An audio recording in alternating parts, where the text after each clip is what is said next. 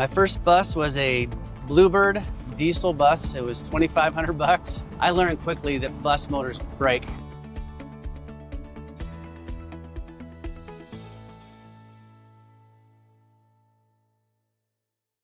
Hey, how's it going? Good to see you, Chad. You too. How are you, man? Good. Want to come out and check out my bus? Yeah, of course. Okay. I hear that's where it all started. The original thing started with a bus kind of like this, right? Yep. Only the difference was you took out all the seats. Yep. And turned it into sort of a mobile gymnastics teaching studio. Yep. So if you had a preschool, I'd drive this mobile gym up, park, contract through the parents. We have 6 to 8 kids come on the bus. We do a 30-minute lesson. They get off, and I drive to the next center. What did your first bus cost you? My first bus was a Bluebird diesel bus. It was $2,500. I learned quickly that bus motors break. For $2,500, you're lucky that thing ran at all. I know. Why don't we go into the Tumble Time building and I'll show you what goes on there. Let's go take a peek. So this is our Tumble Time gymnastics gym. Oh, this is very bouncy. This is a tumbling rod floor, so you can learn how to do flips and twists and jump. And I don't know if this dog can learn that new trick. So how JumpTime evolved from Tumble Time was, I was sitting in between class one time, looking up trampolines, and I was like, wow, what is this? And in Colorado, a trampoline park called Jump Street. That weekend, I called my buddy up. I said, let's go to Colorado. I have an idea for a business. He goes, what? I said, it's a trampoline building with lots of trampolines. So we flew there, checked it out. I fell in love with it instantly, came back, called a buddy who knew how to weld, and we welded up our first trampoline park. And I was the first trampoline park in Idaho and the 25th park in the world. 2008 was almost 20 years ago. So how have you had to evolve since then just to survive? Now my trampoline park has trampolines, ninja courses, airbags, mini golf. You have to offer so much because each person in the family has a different attraction to something. So you have to offer something that the whole family can come and enjoy. I'm gonna show you my favorite spots in the gym. The trampoline? Trampoline. All right. So I have a question for you because I'm seeing these springs here and it's bringing back all these things I've heard about liability and danger of trampolines. So how on earth do you manage that? Like, what does your insurance look like and how has that changed over the years? So gymnastics, this is instruction and guidance. So you have someone who's training them versus free play where free play. Insurance is super high. Trampoline parks, they have skirts which cover the springs and different types of pads. So I'm curious how this evolved from a training facility primarily to the childcare. Was there some sort of marketing benefit you got from, hey, this is childcare, but it's different than your average childcare out there because we have this functional facility and here's what your kids are gonna get that are different, right? So we started out as gymnastics in a single warehouse that we leased. And then we built this building. So we had our gymnastics clients already built in. And so when we added the preschool, those clients who had young kids signed up for our preschool. So it's a second stream of income. Just because they knew you already. Yep, they knew us and understood us. And then the word is spread. And we have some people who are just gymnastics. We have some people who are just preschool. We have a combination of both. One of the biggest benefits is, though, if you're in our preschool or after school program, they get to do gymnastics. It's part of their tuition. So that's above and beyond. If you go to a daycare that's just outside, they don't have gymnastics, and that's where our Tumble bus used to come and support that. Help us understand when you look at your revenue model in a building like this, how much is coming from your sort of camp business versus your gymnastics training versus your daycare, and how has that evolved? It's probably 33 gymnastics, 40 preschool, and another 30 with the camps. Okay, so the majority is the recurring part of the preschool, but you got pretty good 2 other big line items that are there. I saw these when we walked in and I thought, we got to stop here at the vending machines. I got to understand the story behind this, when you started doing this and what it's meant in terms of impact to the business. So in our first building, when it was plain Jane and we were bringing in gymnastics revenue only, I started to realize that parents like snacks, kids like snacks, parents need things to drink, and we needed a second source of income. I think we got it for like $800 used. And then we go to Costco or Winco or wherever and get water and sodas. Cost us $0.25, we'd sell them for 50 cents, but over time, an extra $100 bucks or $200 bucks or $300 bucks was great for a small business. So basically we were learning about second stream income. Are these the same machines you've had for 20 plus years? Yes, these are the same machines in here. Are you kidding? So you bought each of these for like 800 bucks and you've had them for 20 years? And they're pretty low maintenance. Put your dollar bill in. I mean, once in a while there's something we have to fix in there, or wire, or kids breaking stuff. It's probably like the buses, right? It costs more to fix it than you pay for it. These days it does. With extra revenue streams, I'd love to show you my other business, JumpTime, which has several different revenue streams. Well, I'm excited. Let's go check it out.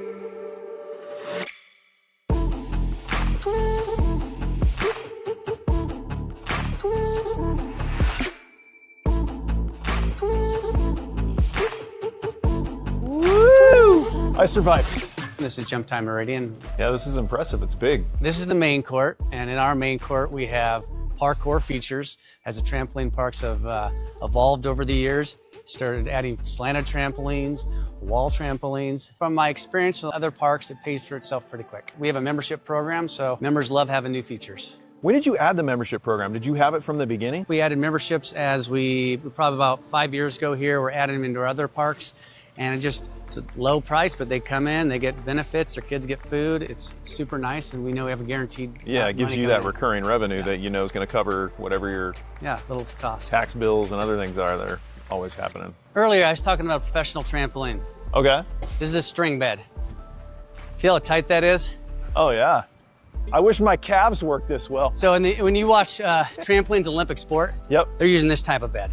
We have a lot of parents hang out here with little kiddie rides, but we're gonna upgrade this to more of a soft play. And one thing about owning more than one business is we advertise in here for our preschool. What is this thing? That is about a $180,000 toy. This is a ballerina, and it's VR without mask. How do you track the value of this one thing? So we track how much we sell and how long it takes to pay off. And if the other facilities can't afford it, we don't do it. Or I'll upgrade and move that to another facility, and I'll get a new one here. At Tumble Time, we talked about extra sources of income. So when we opened this, and over the 15 years of doing this, food has become a major thing.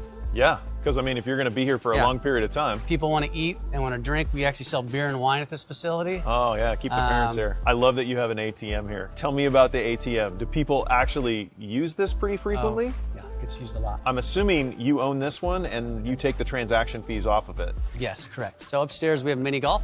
This is Lucky Putt.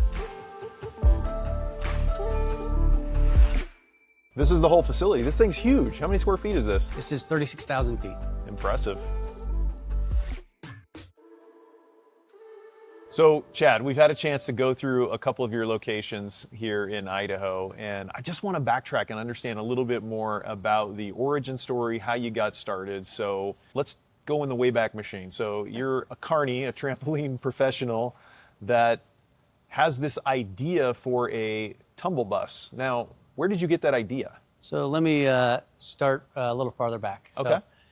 at 5 years old, my grandma put me in gymnastics because I was an active, busy kid. So All she right. puts me in gymnastics. I go through gymnastics through junior high, high school.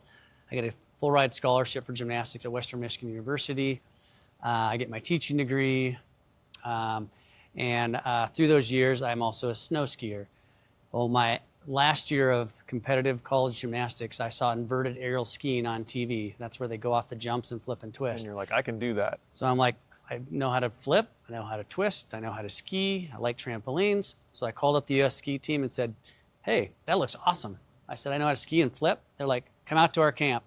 I went out to their camp that summer, which was in Park City, Utah. It was pre the Olympics when they had that winter part, or I can't remember the name of it, but went out there for 2 weeks, jumped trampoline, did my first flips on ramps, landed into a pool. I'm like, this is awesome. So then I graduated from college, moved back to Boise for a little bit, then moved out to Park City, Utah, and trained full-time to do inverted aerials. And I did it for about 2 years. And during that 2 years, I had to have a job. Well, I had my teaching degree. I got a job at Jeremy Ranch in Park City, Utah. What is Jeremy Ranch? Jeremy Ranch, it's just an elementary school. And I was a PE teacher for the whole school for the first year. My second year, I was a fourth grade teacher. But I was making $19,000 a year. Ooh. And I started to realize that I wasn't going to make the Olympics on the ski team. I was top 15, but I was not the top 5. Yeah. And I needed something else to do. I was jumping trampoline for a company called Max Air Snow Flyers at the time, and they asked me to go on their world traveling tour, which I became a carny and traveled for 2 years. During that 2 years, I learned about about the tumble bus, and I knew I was done being a carny, so I moved back to Boise, contacted the woman who had a tumble bus. Here locally or somewhere else? No, she was in Indiana. Okay. And I went there and spent a weekend with her, and she told me all about it. And I spent a weekend on the bus with her, came back home, bought a school bus, gutted it out, painted it, decked it out, started knocking on childcare doors saying, hi, I'm Chad Babcock, and here's my resume, and I'd love to do a gymnastics program. And I would explain the tumble bus, which is an empty bus full of gymnastics equipment, which I'm on your site. And you don't have to do any of the work as a daycare. I contract through the parent. I never leave your property. I started that, and then within 2.5 years, I had 3 or 4 buses. I had 4 employees. It was rocking it. And then that slowly turned into I went to a gymnastics gym that was closed, and I wanted to buy, they were selling their equipment. So I went there to buy their equipment, walked in, talked to the owners, and I said, hey, I just want to buy your equipment. They're like, well, why don't you just take over our lease and you can have all the equipment? Well, the equipment was worth like $40,000 because I was trying to grow. I was trying to grow, and I'm like, well, what's the lease cost? He goes, $2,000 for the next 6 months. I'm like, okay, $12,000. I'll have a glorified storage unit for 6 months. No brainer. Well, at that time, my wife was teaching school at LaVois Junior High at the time, which is now high school, and she was teaching Spanish, and we were ready to start having a family. She left the school teaching that year and came to our glorified storage unit and got on their Rolodex and called the clients they had in the past. In the first week, we had 60 returning students. So this little storage unit, which was about 2,000 square feet, we started gymnastics lessons, which was 1,200 square foot of a single space where we did gymnastics, which is super small for gymnastics.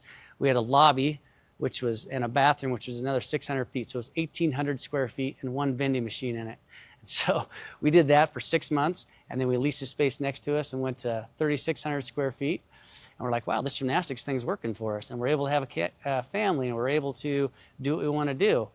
And in that time, we were looking for a bigger space. And one of our current clients, who was one of our students, we were talking to the Seawalds was their name. They said, hey, we have a property we want to sell. It's right around the corner. And literally quarter of a mile down on Cloverdale, we bought their property, which had a house on it, and it's 3 acres. And we built basically a 14,000 square foot gymnastics gym, preschool, and before and after school program. And that's been rocking it. And then from there, I would teach classes. My wife and I would teach classes back and forth. And one day between classes, I was online because again, being a professional trampoline carny, I was looking up stuff online, and this warehouse came up full of trampolines, and it was called Jump Street, and it was out of Colorado. And I'm like, that is awesome, a warehouse full of trampolines. Who doesn't want to do that? Literally that weekend, I bought a ticket, flew to Colorado, checked it out, jumped and played on it. And I'm like, I'm going to do this because I'd never seen that. Came back to Boise, found a warehouse in Meridian. There was about, I can't remember how big it was. It was less than 20,000 square feet. I had a buddy who knew how to weld. And I'm like, dude, I have this idea. Can you come with me? And he's like, well, what is it? I said, I just need you to weld me some trampolines. He goes, okay. And we literally built our first trampoline park in Meridian, Idaho, which was the first park in Idaho. And that wasn't in this location? No, it was about a couple miles that way. And that was a leased location? That was a leased location. Okay. And we built the first park, and it rocked. We were the first park in Idaho, 25th park in the world. And then from there, I built 4 other trampoline parks since, one of those being in Boise, which I've closed, but now we have one in Twin Falls, Idaho, and one in Bozeman. And part of my success story, I believe, is that I own all my own properties, so I control my own rent. Super smart. Which helped me get through COVID. It's been an amazing ride. Okay. You put a lot in there, so I want to double click on a couple things. Yeah. One is I hear this consistency in your story of hearing of this idea of a business and actually picking up and going to where that business is at and spending time in it trying to understand it. You did that with the Tumble Bus going to Indiana. Yep. You did that again with the trampoline park in Colorado. Yep. Is that just how you're wired? Was that some strategy that someone told you about? If I give me an instruction book, I'm not good at that. If you show me how to do it, I know I'm good at it. So that's how you learn gymnastics. You're like, show me how to do the flip, and then I'll go do it. And so I didn't know about the Tumble Bus. I knew the concept, but I went there and hands-on, physically touching, feeling, being part of it. And I absorbed. That's how my body learns. Trampoline park, I understand the concept. I went there. I didn't even talk to the owners. I just went in and looked around. And by this point, after running Tumble Time Gymnastics and the Tumble Bus, I'm like, I understand the business part. I just didn't know how the tramp layouts were. So I went and, I didn't spy, but I just went and jumped and played and like, wow, I can do this. So I believe it's important if you're going to buy a Subway sandwich shop, you should probably go and work. And so you know how to make Subway sandwiches if you don't have an employee to show up. Know how to do it. I'm at the point now, though, where I've done it so long, I'm able to not have to make the Subway sandwich anymore. I have an amazing staff. I'm hands off. I don't have to be here if I don't want to be, but I'm one of those that like to be active and be involved. So I'm still involved, but just enough to get myself in trouble or have my employees tell me to go away. Okay, I'm curious, that woman in Indiana, you went and visited her on the Tumble Bus. Have you talked to her since that week that you spent with her? During my Tumble Bus years, I called and had questions, and she used to sell lesson plans, so I would buy the lesson plans and get ideas, but I haven't. That's I should go back and thank her. It's interesting. It's such a cool origin story that really started with her showing you this thing that she had built. So I love it because yours is sort of a story. It's a startup story in that you built this thing from scratch, but you kind of didn't build it totally alone, right? You took this model that someone else had built, you spent a little time in it, and then you created sort of Chad's version of that. I'd say I reinvented the wheel in my way. Yeah, which you strike me as the kind of person who's going to do that anyway. Probably why you didn't end up as a franchisee. Yeah. A question of which, you built this cool concept. Have you ever thought about franchising the concept? Did you ever look into any of that? No.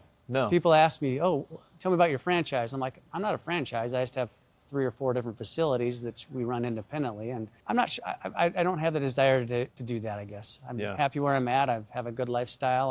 I do too much as it is. And I feel like there's probably going to be more that needs to be done on a franchise or selling franchises. Well, yeah, it's almost another business inside of the business. Oh, yeah. In fact, it's interesting hearing your story, Chad, because I see this with a lot of entrepreneurs is not everybody gets into business because they want to grow something to be $200, $300 million. Like some people have an idea, a concept. They want to get to a point where they can live the lifestyle they want, have some freedom, but also have that impact that they feel like they're making. And that's enough for them. Like you've built a very good life for yourself with these businesses and also the underlying real estate, right? Which is what not only gave you security during COVID, but that's the thing that gives you security long term when you think about your retirement, for example, because regardless of what happens with these businesses now, you've got that. I'm curious to have you talk a little bit about the impact that, we were talking earlier and you'd said, hey, I don't always take the time to sit back and smell the roses. You've been at this for almost 30 years. The guy who's recording this right now went to one of your preschools when he was a kid. I mean, that's an amazing impact. So you said something earlier about, I think when I first got into the Tumble Bus was because I grew up with teachers. My family was awesome and we did whatever we wanted. But the one thing we didn't have is a ton of money.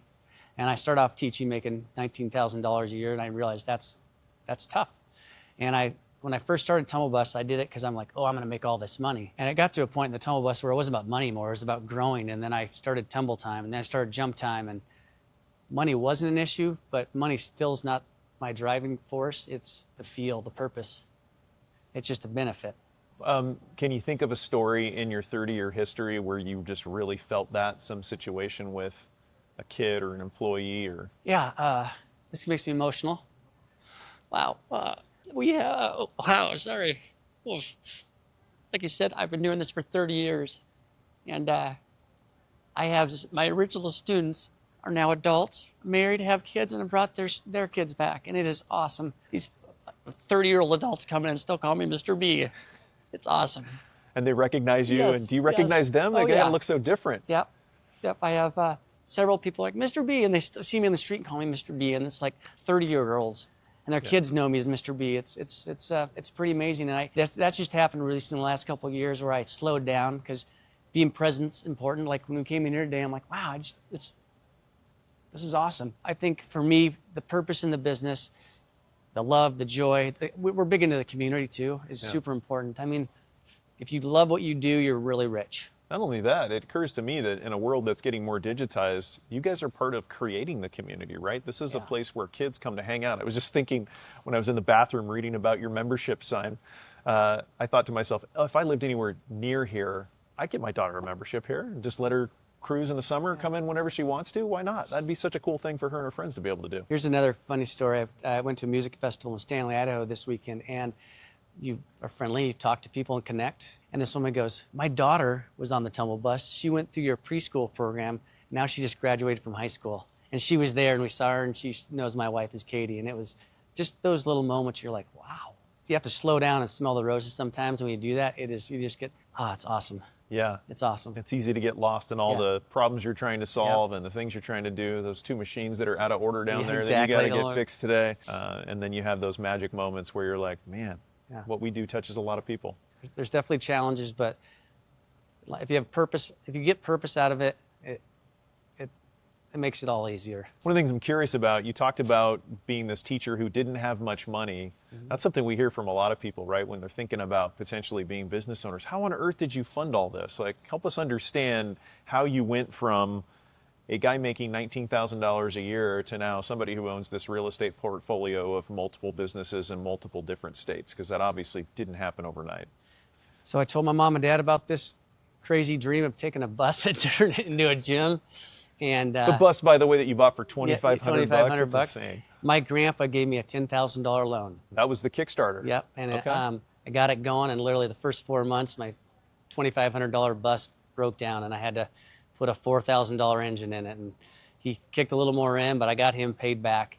And from there, I was able to use the funds that came in to buy more buses. With the gymnastics gym on the property, I had a friend who knew my story and believed in it, and he needed to do a 1031 exchange, and so he gave me a loan to build the Tumble Time property where we were at earlier. Okay. And I just had to pay him back, and that kicked it off. And since then, I've been smart with my money and investing it wisely. And eventually, when you do it to enough, then the banks are willing to give you money because you've proven yourself. Yep. And then you have the assets of the land and the property and your income statements and the data that shows you're able to pay your bills. So started off with a $10,000 loan and went up to a 1031 exchange, and then since then I've been able to support myself and use the banks, and I've used SBA quite a few times for that. On the real estate. Yeah. Yeah, that's so interesting because even if you inflation adjust that, 1997, 10 grand, it's probably still not more than 25 or 30 grand that we're talking about. I mean, this is not a huge amount of money that you were able to start with and sort of build all of this from.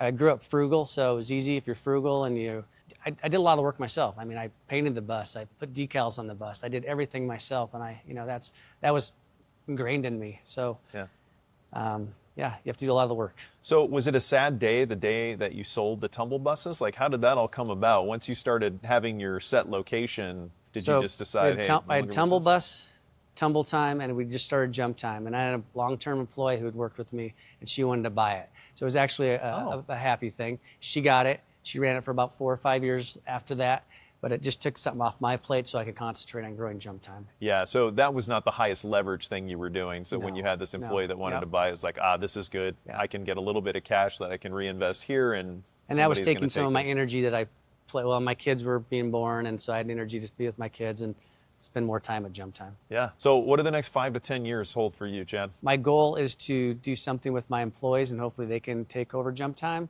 and keep the real estate. And then maybe down the road, sell the real estate with long-term leases in it. Tumble Time is probably be there until I die, because it gives us purpose. Sorry, I don't know why that makes me cry. It's a love. So you want to hold on to that one because that's sort of your. It's our passion. I mean, we love it. We can be there. We have amazing employees. We've had 2 employees that have been there for over 20 years. We have a great staff. The love and connection we have, the community. And it's not work, it's love and passion. Well, Chad, I've talked to a lot of business owners, and it's very frequent that the hardest thing that they have to deal with is doing that, building a great team. So what have you done to build a great team? What's the secret sauce that has led to being in this place where you feel like you've got the space because you have these people that you trust to really run the day-to-day stuff? I hire smarter people than me. I believe in them. They believe in us. Like, if I don't know how to do it, I ask them. If they don't know how to do it, they ask me. We work as a team. We're a family. We cry together. We laugh together. We don't do like Chad's up here and Katie's up here. No, I mean, we're all experts, and we all have bad days. We all have good days, and we connect. We're not, I hate to say this, corporate is like boom, boom, boom. We're a small company owned, and we make everyone make decisions, hard decisions, and sometimes they have to discipline me. Sometimes I discipline them. Sometimes we have group meetings and we share love. I mean, yeah. Tell me about this concept that you have. It sounds like it's still sort of in the early stages, but this idea of selling the business or transitioning the business to employees, where does that come from you? And I've been doing it so long now, and like I said this earlier, my passion is teaching. But I teach. When I say teaching, I love, if you saw the kids over there, I love the kids, and the kids love me. It's easy, and it's nothing for me. I'd rather go do a little bit of that and travel more and ski more and play more. And I'm learning about this. I don't know how to do the transition from being the owner to either selling or giving them the business, or just selling the business on the market and walking away. I'm in that transition of learning how to do that. But for most people, when they get to that point, they're thinking, I'll just sell this business to an external third party. So what has you saying, I want to figure out or explore how to do this? I have several employees who've been with my general manager has been with me since she's 14 and she's 28. 14? Wow. She started over at the original one. That's half her life. Yeah. So I have people like that I love, and my managers that are awesome, and they're ingrained in it and they love it. And I have not brought it up to them, but maybe they don't want to own it. I don't know. But it's that idea of sort of passing some of that Yeah. opportunity that you got to have Yep. to some other people. That's really special, man. Thank you. Well, let me ask you this as sort of a closing for this. You've been at this for almost 30 years. You've Wow, probably that's taken crazy. a lot of lumps and learned a lot of lessons along the way. What do you think is your biggest takeaway? Like, if you could go back and do it all over, what's one thing that you would do smarter based on what you know now? In my early years, I would be lighter on myself. What do you mean by that? Self-criticism sometimes beats you up, and then sometimes you take that self-criticism and put it on to others. From my perspective, sometimes I'm hard on people, but I would say I've had employees for 22 years, so I haven't scared them off. But internally, I've been hard on myself about things. I'd be lighter on myself. I'd just be lighter and like, oh, I wish I was a better communicator too, because I mean, for 30 years, you have to become a good communicator. Yeah. Really, and that's in life, right? I'm trying to think of more of a business one. I'd be more data-driven. Okay. If I could start from day one, more data. Now with QuickBooks and all that stuff, when I started, it was paper and pencil. Yeah. Now I have QuickBooks and I have tons of programs that keep data, and we do our weekly L10 meetings with data. We break it out. We've sold this much cotton candy, this much popcorn. We've had this much, whatever. All the data's there. I would have done that from day one instead of for the last 10 years. Give us a story of one place in your business that has really transformed because of that access to data now. Income each year and expenses. So I can look at this year, we spent $300,000 on expenses, and last year we spent $350,000, and then we can look at the data of what we did. Oh, we have a better vendor. We purchased smarter. Data tells the truth. Well, and it sounds like what you're saying is really visibility in the financials, right? It's yes. Having to look at that and understand, this is where money's going. So the cash flow is huge. What's one of the biggest surprises you found as you got visibility in the financials where you're like, man, we were just wasting a bunch of money here and now we do it totally differently? Number one, I can tell you, is payroll. Okay, say more about that. So on our data each week, it tells us the ratio of payroll to income. Okay. And many years it was at 20 to 25%, and now we have it down to 14 to 15%. And that 10% brings a lot of extra income that I can put more features. I can pay my employees more. Yeah.